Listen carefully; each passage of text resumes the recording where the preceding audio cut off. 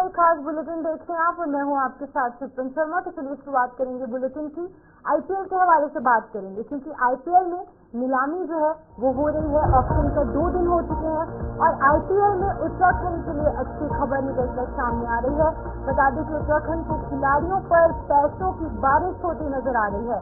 अलग अलग खिलाड़ी अपने खेल प्रतिभा के उस पर जो है वो उन पर पैसों की बारिश होती नजर आ रही है। उत्तराखंड में नीलामी में मालामाल ऋषभ पंत हो चुके हैं। ऋषभ पंत सबसे महंगे खिलाड़ी के तौर पर बिके हैं। बता दें कि आईपीएल में उत्तराखंड के लिए अच्छी खबर निकलकर सामने आ रही है, जहां पर आकाश को राजस्थान रॉयल्स में 1 करोड़ 20 लाख रुपए में खरीदा गया है। ऋषभ पंत की नीलामी जो है वो यहाँ पर 27 करोड़ रुपए की लग चुकी है और पूरे विश्व में सबसे महंगे प्लेयर कहीं ना कहीं हो चुके हैं।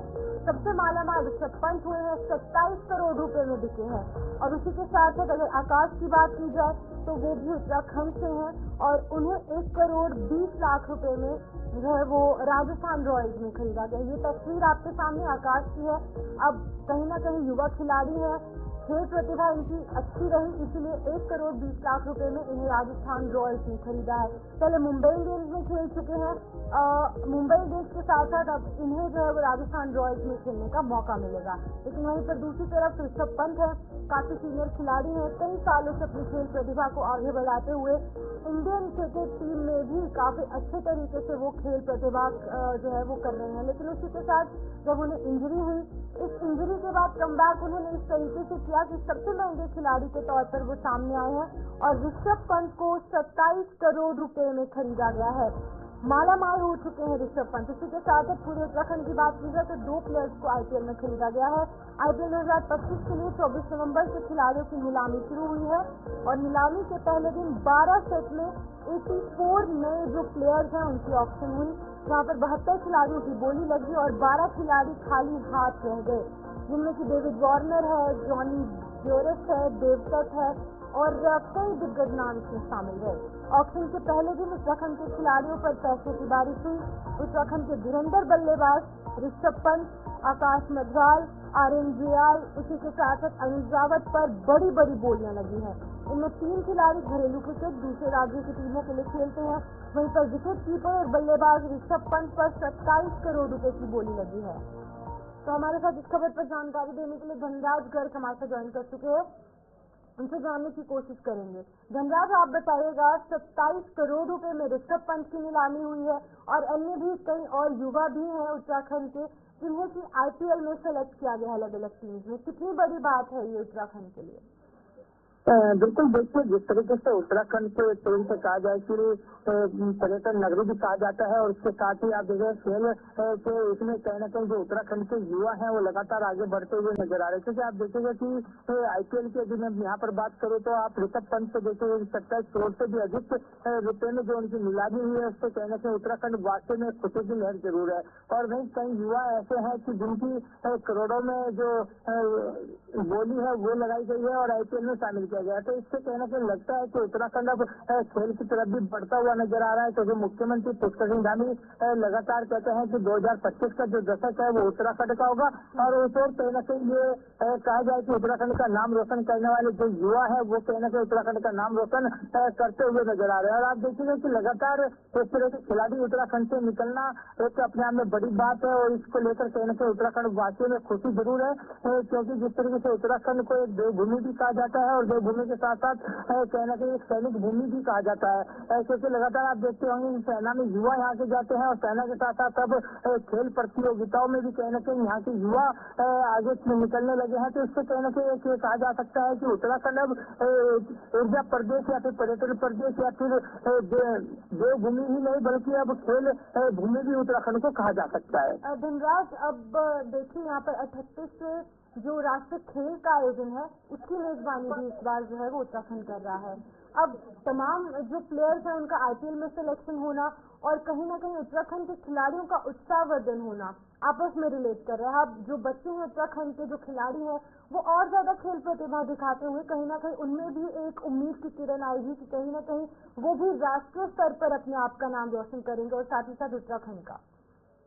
देखिए शीतल, देखिए जिस तरीके से कोई भी युवा हो जब आगे निकलता है, जिस तरीके से ऋषभ पंत को 27 करोड़ रुपए में खरीदा गया है, तो इससे कहीं ना कहीं जो युवा है उनका उत्साह जरूर वर्धन होता है और वो इस फील्ड में यानी कि प्रतियोगिताओं में आगे अच्छा कार्य करने की कोशिश करते हैं और अच्छा कार्य करते हुए कहीं ना कहीं वो देश का नाम रोशन करते हैं और देश के साथ साथ उत्तराखंड का भी नाम रोशन करते हैं। और आप देखिएगा कि इस बार कहीं ना कहीं उत्तराखंड को 38वें अंतर्राष्ट्रीय जो गेम है उनकी मेजबानी करने का भी मौका मिला है, क्योंकि तमाम आप देख रहे होंगे कि जो 10 सदस्यीय टीम थी वो लगातार उत्तराखंड में जमी हुई थी और तमाम जो पहलू है उन पर जांच भी की गई और अब कहीं ना कहीं ये रास्ता भी साफ हो चुका है कि उत्तराखंड के अंदर जो 38वें अंतर्राष्ट्रीय गेम है वो किए जाएंगे। और इससे कहीं ना कहीं जो आप देखिएगा कि IPL में भी जिस तरीके से सिलेक्शन उत्तराखंड के जो युवा है उनका हुआ है, तो कहीं ना कहीं इससे जो आने वाली पीढ़ी है उनको भी इस तरह का उत्साह जरूर मिलता है ऐसे खिलाड़ियों से और वो आगे बढ़ने की कोशिश करते हैं। ठीक है धनराज, बहुत बहुत शुक्रिया तमाम जानकारी देने के लिए। धनराज गर्ग यहाँ पर अपडेट कर रहे थे जिस तरीके से उत्तराखंड के लिए IPL से बड़ी अच्छी खबरें निकलकर सामने आ रही है। आकाश मेघवाल की बात की जाए, ऋषभ पंत की बात की जाए तो करोड़ों रुपए के हिसाब से जो है उनकी ऑक्शन हुई है और कहीं ना कहीं जो युवा है उत्तराखंड के उनमें उत्साह वर्धित होता हुआ नजर आ रहा है। साथ ही साथ प्रशासन ने भी इस कदम की सराहना की है। आगे बढ़ेंगे, देश भर में आज 75वां भारतीय संविधान दिवस धूमधाम से मनाया जा रहा है। इसी क्रम में राजधानी देहरादून के भारतीय जनता पार्टी प्रदेश मुख्यालय में भी संविधान दिवस धूमधाम से मनाया गया। इस मौके पर प्रदेश के कैबिनेट मंत्री गणेश जोशी ने संविधान के निर्माता बाबा साहेब डॉक्टर भीमराव अम्बेडकर को नमन करते हुए प्रधानमंत्री नरेंद्र मोदी का धन्यवाद किया। उन्होंने कहा कि जो संविधान दिवस आज देश भर में मनाया जा रहा है उसकी शुरुआत प्रधानमंत्री नरेंद्र मोदी ने 2015 में की थी और संविधान के निर्माता बाबा साहेब डॉक्टर भीमराव अम्बेडकर को भारतीय जनता पार्टी ने जो सम्मान दिया है वो किसी भी सरकार के कार्यकाल में नहीं मिला। साथ ही उन्होंने कांग्रेस नेता राहुल गांधी पर निशाना साधते हुए कहा कि चुनाव के समय में जो लोग हाथ में संविधान लेकर घूम रहे थे, प्रचार कर रहे थे, उन्होंने हमेशा संविधान को तोड़ने का काम किया। देखिए, सबसे पहले तो मैं देश के प्रधानमंत्री नरेंद्र मोदी जी का आभार करता हूँ, अभिनंदन करता हूँ कि आज जो संविधान दिवस हम मना रहे हैं इसकी शुरुआत 26 नवंबर 2015 से की, तो देश के प्रधानमंत्री नरेंद्र मोदी जी ने की और 1949 में पहली बार इस संविधान को अपनाया। आज देश इस संविधान से चलता है और भारतीय जनता पार्टी हमेशा संविधान के दायरे में रहकर काम करती है, संविधान का रक्षक बनकर काम करती है। 26 जनवरी 1950 को ये लागू हुआ था और आज मैं ये भी कहना चाहता हूं कि पूरे विश्व के संविधानों का अध्ययन करने के बाद सबसे बेहतर संविधान है तो भारत का है। मैं बाबा साहब अम्बेडकर को भी नमन करता हूं, प्रणाम करता हूं, जो इस संविधान के निर्माता हैं और मुझे ये कहते हुए गर्व होता है कि बाबा साहब को भी सम्मान देने का अगर काम किया तो भारतीय जनता पार्टी ने किया। चाहे दिल्ली के अंदर संग्रहालय की बात हो, चाहे उनके पैतृक निवास की बात हो, चाहे विदेश में उनके नाम पर संग्रहालय की बात हो, ये काम किए तो मोदी जी ने किए। और आज जो लोग आपने देखा होगा चुनाव में संविधान की किताब हाथ में लेकर घूम रहे थे, संविधान को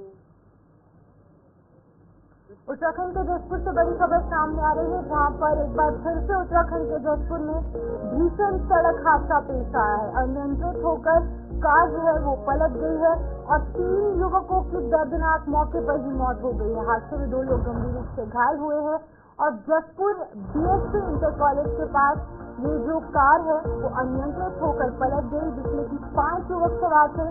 3 लोगों की मौके पर मौत हो गई और 2 लोगों का इलाज अभी जारी है। तस्वीरें आपके सामने, ये वही युवक जिनकी की मौके पर मृत्यु हो चुकी है, लेकिन 5 लोग इसमें सवार थे, 2 की हालत गंभीर है जिनका की अभी इलाज जारी है और 3 युवकों की मौके पर मौत हो गई। लगातार देखिए उत्तराखंड में जो सड़क हादसे हैं वो बढ़ते जा रहे हैं। कहीं न कहीं प्रशासन द्वारा गाइडलाइंस जारी की जा रही है, एडवाइजरी निकाली जा रही है, लेकिन लोग कहीं न कहीं ओवर स्पीडिंग करते हैं, ओवरलोडिंग, ड्रिंक एंड ड्राइव जैसे तमाम ये चीजें सामने आती हैं, तमाम ये कारण सामने आते हैं। इन सड़क हादसों के।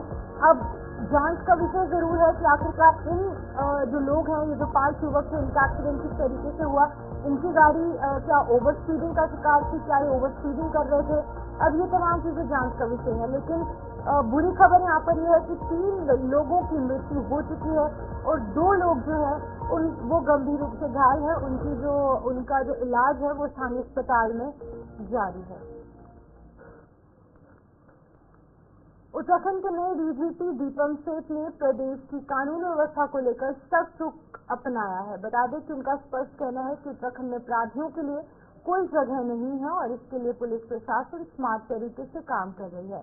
नवनियुक्त डीजीपी जो है दीपम सेठ, उन्होंने कहा है कि उत्तराखंड की फोर्स वेल ट्रेन्ड है और अब क्राइम नेटवर्क और इंटेलिजेंस के इनपुट्स के आधार पर सभी अपराधियों पर लगाम करने का काम किया जाएगा। जो उससे कार्रवाई चल रही है उसकी समीक्षा पहले मैं कर लूँ, फिर मैं बेहतर आपसे चर्चा करूंगा। ये चीज मेरे संज्ञान में है, ये संज्ञान में है, बट नेचुरली उससे क्या शासन और प्रशासन का क्या उससे अभी तक छोटे बच्चे भी तो प्रमुख जबरदस्ती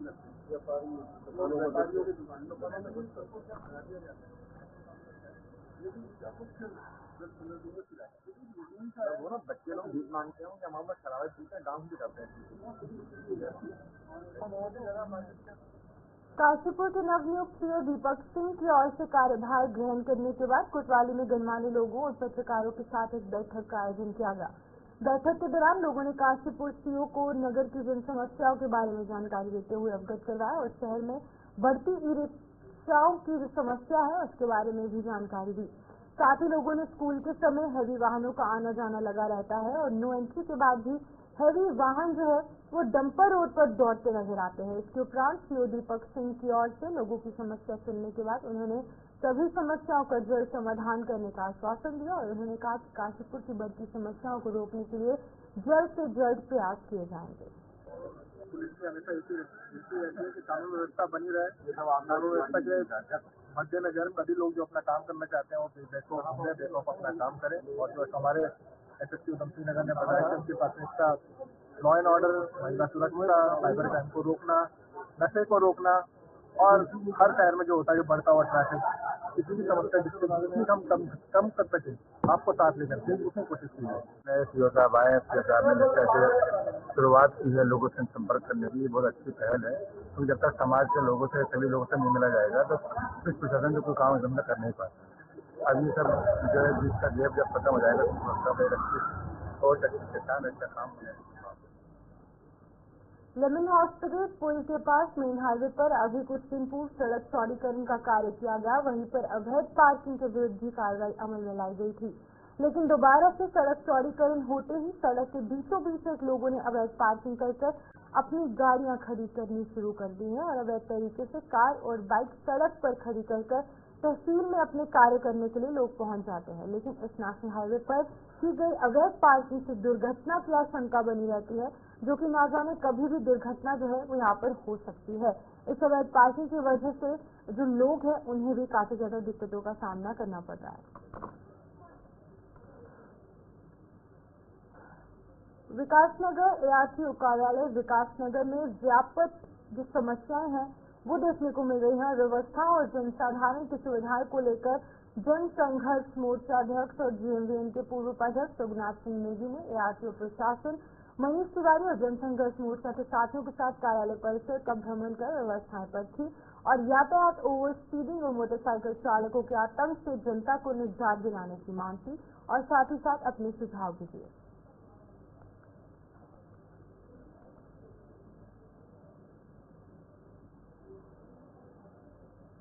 हरिद्वार में डबल मर्डर और सुसाइड से हड़कंप मचा है। यहाँ रानीपुर कोतवाली क्षेत्र की टिहरी विस्थापित कॉलोनी में रहने वाले एक शख्स ने पत्नी और सास की गोली मारकर हत्या कर दी और उसके बाद खुद भी आत्महत्या कर ली।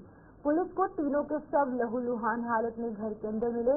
किराएदारों की ओर से पुलिस को इसकी सूचना दी गई। डेड बॉडी के पास से रिवॉल्वर और बेसबॉल का जो बैट है वो यहाँ पर प्राप्त हुआ है। बताया जा रहा है कि राजीव अरोड़ा नाम के शख्स ने पहले अपनी पत्नी फिर 7 पर बैग से हमला किया और उसके बाद रिवॉल्वर से गोली मारकर उनकी हत्या कर दी।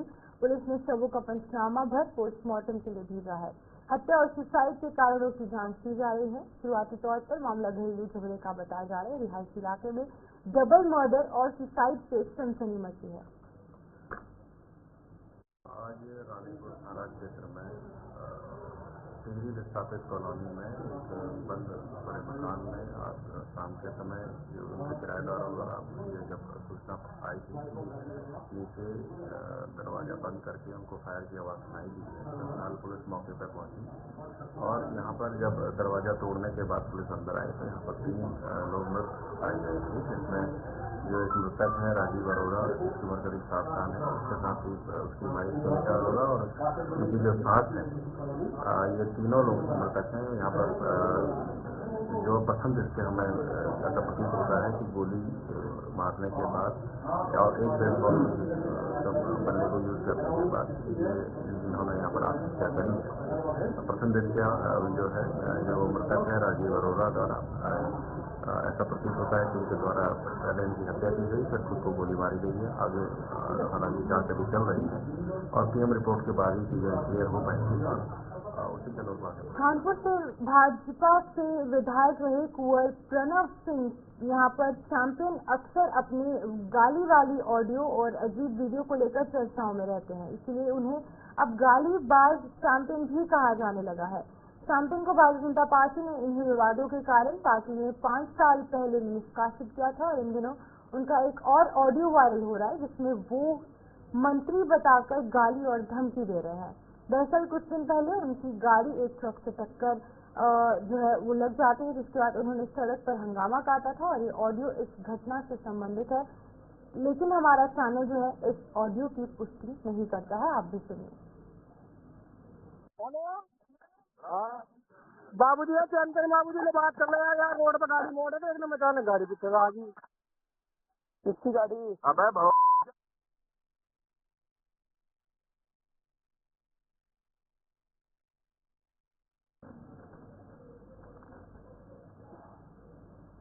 उत्तराखंड में अगले 10 दिनों तक बारिश की कोई संभावना नहीं है।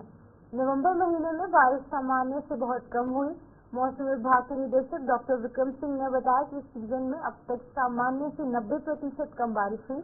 उन्होंने बताया कि 1 और 2 दिसंबर को बादल छाने की संभावना है, लेकिन बारिश की संभावना फिर भी कम है। इसकी वजह से प्रदूषण के स्तर में भी गिरावट आ रही है।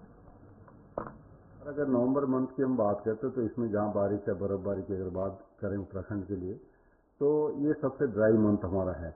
इसका अगर आप नॉर्मल देखेंगे तो 6.4 mm के आसपास है और इस समय तापमान देखें तो तापमान हमारे करीब करीब सामान्य के आसपास ही चल रहे हैं।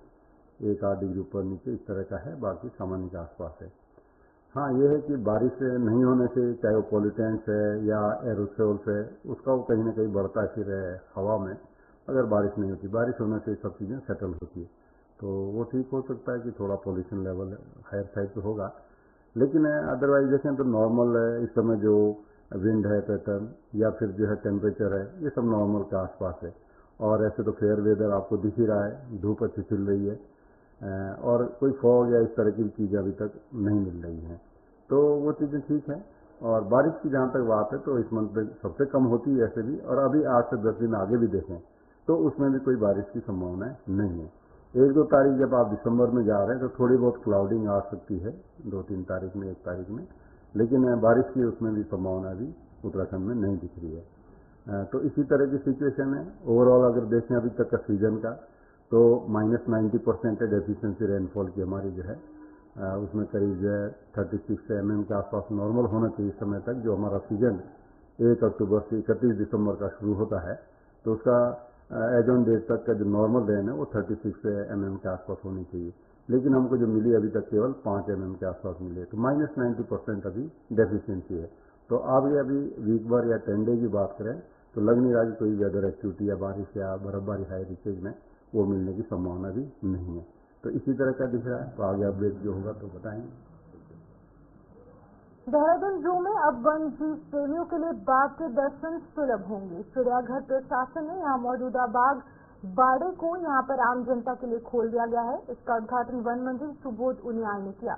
इनमें कॉर्बेट से लाए गए 2 बाघों को रखा गया। पहली बार दून जू में बाघ लाए गए हैं, जिन्हें कि 2 अलग अलग बाड़ों में रखा जाएगा। करीब 5 महीने से जू के अंदर रेस्क्यू सेंटर में ये बाघ रखे गए थे, लेकिन सेंट्रल जू अथॉरिटी ने इनको डिस्प्ले करने की परमिशन नहीं दी थी। लेकिन अब परमिशन मिलने के बाद इनको जू के बाड़ों में आम लोगों के डिस्प्ले के लिए रखा जाएगा। और अगर नवंबर मंथ की हम बात करते तो इसमें जहाँ बारिश है, बर्फबारी की अगर बात करें उत्तराखंड के लिए, तो ये सबसे ड्राई मंथ हमारा है। इसका अगर आप नॉर्मल देखेंगे तो 6.4 mm के आसपास है। और इस समय तापमान देखें तो तापमान हमारे करीब करीब सामान्य के आसपास ही चल रहे हैं, 1-8 डिग्री ऊपर नीचे इस तरह का है, बाकी सामान्य के आसपास है। हाँ, ये है कि बारिश नहीं होने से, चाहे वो पॉल्यूटेंट्स है या एरोसोल्स है, उसका वो कहीं ना कहीं बढ़ता फिर है हवा में। अगर बारिश नहीं होती, बारिश होने से सब चीज़ें सेटल होती है, तो वो ठीक हो सकता है कि थोड़ा पॉल्यूशन लेवल हायर साइड पे होगा। लेकिन अदरवाइज देखें तो नॉर्मल है। इस समय जो विंड है पैटर्न या फिर जो है टेम्परेचर है, ये सब नॉर्मल के आसपास है। और ऐसे तो फेयर वेदर आपको दिख ही रहा है, धूप अच्छी खिल रही है। और लक्सर में इस समय चोरों का आतंक देखने को मिल रहा है। आदिम बेखौफ चोर जो है वो पुलिस को चुनौती देते हुए क्षेत्र में चोरियों को अंजाम दे रहे हैं। बता दें कि बीती रात बेखौफ होकर चोरों ने लक्सर क्षेत्र में 2 अलग अलग जगहों पर बड़ी चोरी की घटनाओं को अंजाम दिया, जिसकी लक्सर पुलिस को भनक तक नहीं लगी। जहां पर अज्ञात चोरों ने सुल्तानपुर में भी यहाँ पर ड्रग कलेक्शन के नाम से एक रेडीमेड कपड़ों की दुकान में लाखों रुपए की नकदी और सामान पर हाथ साफ कर दिया। आगे बढ़ जाएंगे, जहां पर इंद्रमणि भदोनी चौक के निकट हुए दर्दनाक सड़क हादसे का संज्ञान लेने प्रशासन हरकत में आया। प्रशासन ने घटना की जांच शुरू कर दी है। पुलिस और लोक निर्माण विभाग की संयुक्त टीम के साथ परिवहन विभाग ने जांच शुरू कर दी है। जांच में देहरादून से आए आरटीओ देहरादून शैलेश तिवारी ने पुलिस के साथ घटनास्थल का निरीक्षण किया, मुआयना किया। मौके पर रोड की चौड़ाई को नापा गया और घटनास्थल पर मौजूदा कुछ लोगों से बातचीत की गई। घटना क्यों और किस तरीके से होगी और किस तरीके से हुई है, इस संबंध में पुलिस जो है वो चर्चा कर रही है। हाँ, तो वो मेरे को कहने लगे, कह रहे कि मेरा नाम दिलबाग सिंह है। तो वो कहने लगे, कह रहे कि गाड़ी किसी ने उसके पीछे पार्क की हुई है। अच्छा। तो हम अपने पार्टी में गए कोठारी जी के यहाँ, बगरराम कोठारी जी के यहाँ, उनके सर्वेंट हैं, हमने उनका बहुत लोहे का काम भी किया। वो 28 लीटर है। अच्छा अच्छा। तो सर क्या हुआ, तो कम से कम 15-20 मिनट हम खड़े रहे। अच्छा। तो हमने वो अंदर गार्ड जो थे पार्किंग के लिए, हमने उन्हें भेजा कि ऐसा करके हमारी गाड़ी पार्क हुई थी है। अच्छा। और उसके बाद उसके पीछे एक और गाड़ी खड़ी थी किसी ने। अच्छा। तो वो गाड़ी हटाने के लिए हमने किसी को भेजा। अच्छा। तो जैसे वो गाड़ी हटाने के लिए कोई बंदा आया, जैसे उसने गाड़ी स्टार्ट की, आगे को लेके जाने लगा, वो पुराना रोड था, एक तो फ्लाईओवर था, फ्लाईओवर के बगल में कोई पुराना रोड था ना। हाँ। तो उससे एकदम से ट्रक आया बहुत हैवी स्पीड में। अच्छा। तो जैसे वो रोड के बीच में, जैसे आप और हम खड़े हैं इस समय बात कर रहे हैं, हाँ जी, एकदम से 2 बंदों को लेके उड़ गया। उसने हमारे जीजा जी थे।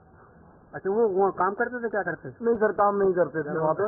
हम वहाँ पे पार्टी में गुरजीत सिंह जी। अच्छा, कहाँ से आए थे वो लोग? हम लाल टप्पड़ से आए थे, माजीगंज लाल टप्पड़। की उम्र होगी उनकी? उम्र होगी 30-32 साल। आपके जीजा थे? हाँ जी, हमारे जीजा जी थे। अच्छा, वो यहाँ पे क्या करने आए थे?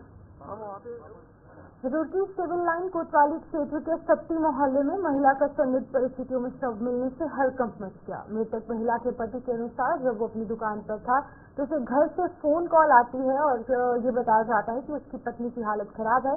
जैसे ही वो घर पहुंचता है तो उसने देखा कि उसकी पत्नी के सर पर खून लगा था, खून उसे आ रहा था और उसने जो आभूषण पहन रखे थे वो भी गायब थे। जिसके बाद वो आनंद फानंद में अस्पताल ले गए। वहाँ पर डॉक्टरों ने उसे मृत घोषित कर दिया, जिसके बाद उन लोगों ने पुलिस को सूचना दी। फिलहाल पुलिस पूरे मामले की जांच में जुटी है। क्या नाम है? मुझे फोन किया आया, मंडी से आया मैं, यहाँ देखा तो इसके सिर पे चोट लगी। मैंने कहा मैं घबरा गया, मोहल्ले में रुक का तारा मैंने, यहाँ कोई सारी औरतें बेचारी औरतें कहाँ जाती ले गए। फिर मैं उठाया, मैं भागा अपने भाई को ले गया बुला के। भाई मेरे साथ आया, भाई ने दोनों ने उठाया तो बाहर ले गए। रिक्शा लाए, रिक्शा नहीं मिल रही थी पहले बार, रिक्शा लाया, रिक्शा बिठाया। कोई कह रहा वहाँ ले जाओ, कोई कह रहा वहाँ ले गए थे हॉस्पिटल इसमें। फिर वहाँ जाके कह रहे तुम्हें कुछ नहीं है। वहाँ जाके देखा ना कानों में है कुछ, ना पजे है, अभी घर का पता नहीं, कुछ घर में क्या खंगाला क्या अन्ना फोन है उसका, फोन भी साफ है, खुले हुए तो उससे क्यों खुल आपको क्या लग रहा है? मैं क्या बताऊँ, मुझे कुछ नहीं लग रहा। अब तो इसका मेरी औरत आ जाए, मैं घर भी इसके नाम कर दूंगा, मेरी औरत दे दो बस। आज प्रातः लगभग 1:40 पर DCI रुद्रप्रयाग के माध्यम से SDRF टीम को सूचना प्राप्त हुई कि चौपटा से आगे ग्राम घिमटोली के ग्राम प्रधान खाई में गिर गए हैं, जिसमें की रेस्क्यू हेतु SDRF टीम की आवश्यकता थी। उक्त सूचना पर पोस्ट रतूड़ा से SDRF टीम निरीक्षक करण सिंह के नेतृत्व में आवश्यक रेस्क्यू उपकरणों के साथ तत्काल घटनास्थल के लिए रवाना हुए। उक्त व्यक्ति 25 नवंबर की शाम को चौपटा घिमटोली के पास अनियंत्रित होकर मुख्य सड़क से लगभग 150 फीट गहरी खाई में जा गिरा।